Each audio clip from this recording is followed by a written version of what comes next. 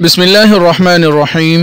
मुहतरम नाज़रीन व सामिईन, अस्सलामु अलैकुम व रहमतुल्लाहि व बरकातुहू। हम उम्मीद करते हैं कि आप खैरियत से होंगे। आज मैं अपने दोस्तों को रसूलुल्लाह सल्लल्लाहु अलैहि वसल्लम का एक इरशाद सुनाऊंगा, अल्लाह ताला की जिम्मेदारी। हज़रत अबू उमामा रज़ियल्लाहु ताला अन्हु से रिवायत है कि रसूलुल्लाह सल्लल्लाहु अलैहि वसल्लम ने इरशाद फरमाया, 3 शख्स ऐसे हैं जो अल्लाह ताला की जिम्मेदारी में हैं।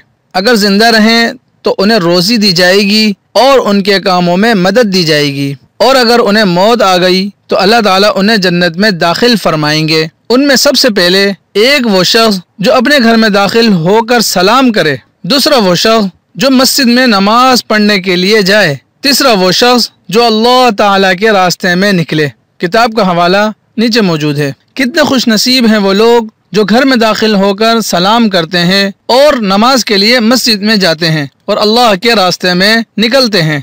अल्लाह ताला मुझे आपको इस पर अमल करने और आगे लोगों तक पहुँचाने की तौफीक अता फरमाए। जज़ाकुमुल्लाहु खैर। अस्सलामु अलैकुम व रहमतुल्लाहि व बरकातुहू।